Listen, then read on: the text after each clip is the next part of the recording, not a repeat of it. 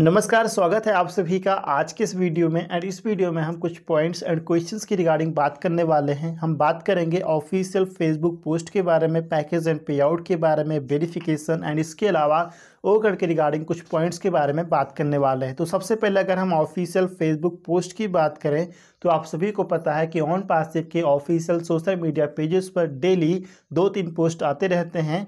तो yesterday on passive के official Facebook page पर 2 पोस्ट मुझे काफ़ी ज़्यादा इंपॉर्टेंट लगा। पहला पोस्ट था ब्लॉकचेन के रिगार्डिंग यूजेस ऑफ ब्लॉकचेन, यानी कि ब्लॉकचेन को हम किस किस सेक्टर में यूज़ करते हैं। तो आप सभी को पता है कि ब्लॉकचेन को फाइनेंस से लेकर हेल्थ केयर तक ऐसे डिफरेंट सेक्टर्स में ब्लॉकचेन टेक्नोलॉजी को यूज़ किया जाता है, जैसे कि स्मार्ट कॉन्ट्रैक्ट के लिए, या फिर सिक्योरिटीज़ के लिए, डिजिटल करेंसी के लिए, या फिर रिकॉर्ड रखने के लिए, रिकॉर्ड कीपिंग यानी कि रिकॉर्ड रखने के लिए। तो ऐसे डिफरेंट सेक्टर्स में ब्लॉकचेन टेक्नोलॉजी को यूज़ किया जाता है। इसके अलावा येस्टरडे ऑन पासिव की official Facebook page and other pages पर रोबोटिक्स एंड ऑटोमेशन के रिगार्डिंग एक शॉर्ट वीडियो क्लिप शेयर किया गया था, जिसमें इसके फ्यूचर के बारे में बताया गया। फ्यूचर आप सभी जानते हैं फ्रेंड्स कि रोबोटिक्स एंड ऑटोमेशन का जो फ्यूचर है वो काफ़ी ज़्यादा ब्राइट है। ये डिफरेंट सेक्टर्स में रोबोटिक्स एंड ऑटोमेशन को यूज़ किया जाता है। अगर हम मैन्युफैक्चरिंग की बात करें तो जो मैन्युफैक्चरिंग है उसमें भी रोबोटिक्स एंड ऑटोमेशन को यूज़ किया जाता है। इसके यूज करने से क्या होता है, आप सभी को पता है, जो वर्किंग आवर है वो इंक्रीज हो जाता है। अगर एक नॉर्मल इंसान की बात करें तो आप सभी को पता है कि एक इंसान 8 घंटे, 10 घंटे या 12 घंटे काम कर सकता है।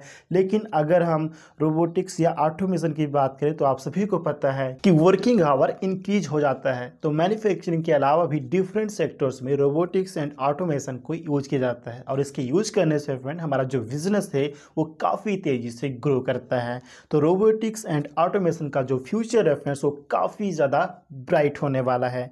इसके अलावा अगर हम कुछ इंपॉर्टेंट क्वेश्चंस की बात करें तो पैकेज एंड पे आउट की रिगार्डिंग मेरे पास कुछ फाउंडिंग मेंबर का क्वेश्चन आया है कि सबसे पहले पैकेज आएगा, यानी कि ओकर का जो नया पैकेज आने वाला है, तो सबसे पहले नया पैकेज आएगा या फिर सबसे पहले पेंडिंग पे आउट को क्लियर किया जाएगा। तो एक बात तो आप सभी को अच्छे से पता है फ्रेंड्स कि ऑन पासिव का फोकस सिर्फ रेवेन्यू जनरेट करने पर नहीं है, और एज सर ने कई बार ये अपडेट दिया है, इन्फॉर्मेशन दिया है कि जब तक हम पेंडिंग पे आउट को क्लियर नहीं कर देते तब तक हम अधिक पैसे लेने में इंटरेस्टेड नहीं हैं। और ऐसा ये भी जानते हैं कि जो पे आउट पेंडिंग है जब तक उसको हम क्लियर नहीं कर देते हैं, या फिर जिन्होंने ऑलरेडी ओकन को सब्सक्राइब कर लिया है, अगर उनके वॉलेट में कुछ कमीशन जनरेट नहीं होता है तो इसके बाद जो हम यहाँ पर ओकन का नया पैकेज देने वाले हैं उसको वो रिन्यू कैसे करेंगे, ये बात एसर को अच्छे से पता है। तो ये सारी चीज़ें हमें एसर पर छोड़ देनी चाहिए, क्योंकि एसर जो कुछ भी कर रहे हैं वो हमारे लिए ही कर रहे हैं, तो जो कुछ भी होगा वो हमारे लिए बेहतर ही होगा।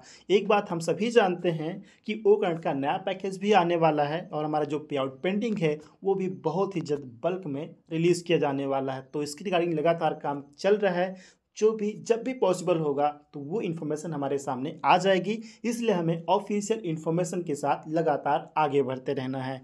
इसके अलावा यहाँ पर ओ वेरीफाई की रिगार्डिंग भी मैसेज आ रहा है कि सूरज जी ओ वेरीफाई कब तक आ जाएगा।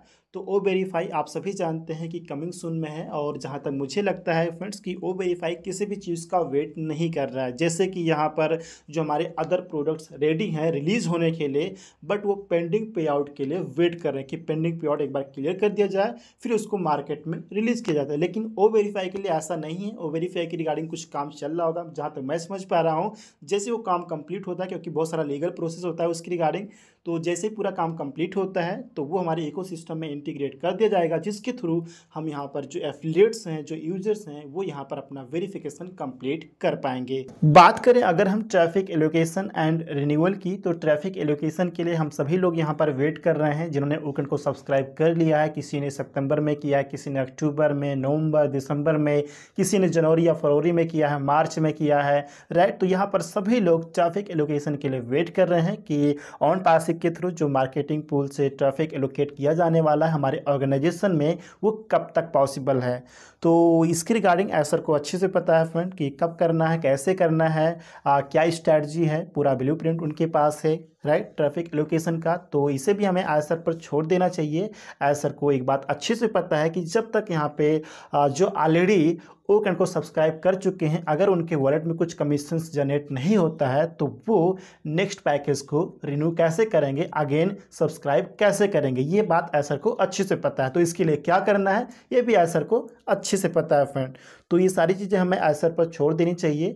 एक बात हम ये जानते हैं फ्रेंड्स कि हमें अगेन अपने पॉकेट से, अगर हमने ओकन को सब्सक्राइब कर लिया है तो अगेन हमें अपने पॉकेट से पे नहीं करना है। तो ऑन पैसिव के साथ हमें बने रहना है, एसर के अपडेट्स को फॉलो करते रहना है, क्योंकि जो कुछ भी होगा जब भी होगा वो हमारे लिए बेहतर ही होगा फ्रेंड्स। इसके अलावा अगर हम कॉन्फ्रेंस एंड वेबिनार की बात करें तो कॉन्फ्रेंस की रिगार्डिंग आपको बताना चाहूँगा फ्रेंड्स कि अगर आप इवेंट क्रिएट करते समय कॉन्फ्रेंस सेलेक्ट करते हैं तो अगर कोई भी पर्सन कॉन्फ्रेंस को ज्वाइन करता है इवेंट आईडी के थ्रू, कॉन्फ्रेंस लिंक जब क्रिएट करेगा तो वहाँ पे इवेंट आईडी प्राप्त होता है।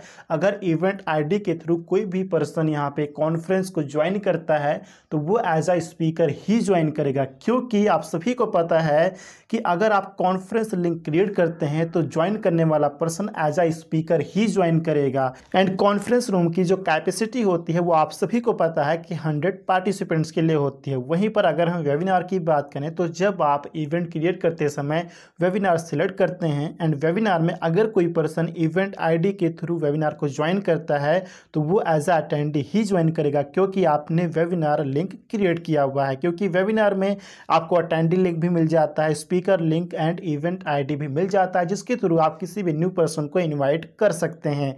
और वेबिनार में क्या होता है कि यहाँ पर होस्ट एंड को होस्ट डिसाइड करता है कि किसको पैनल पर लाना है और किसको नहीं लाना है, मतलब किसको स्पीकर बनाना है किसको स्पीकर नहीं बनाना है। जबकि कॉन्फ्रेंस में जो भी ज्वाइन करता है वो एज अ स्पीकर ही ज्वाइन करता है। तो यहाँ पर मीटिंग आईडी के थ्रू एज अटेंडी ही ज्वाइन करते हैं वेबिनार में। और यहाँ पर जो अटेंडी होता है, जो भी एज अटेंडी वेबिनार को अटेंड करता है तो उसके पास एक ऑप्शन होता है कि वो स्पीकर बनने के लिए होस्ट को रिक्वेस्ट सेंड करता है। ये होस्ट के ऊपर निर्भर करता है कि वो उसको एक्सेप्ट करता है कि नहीं करता है।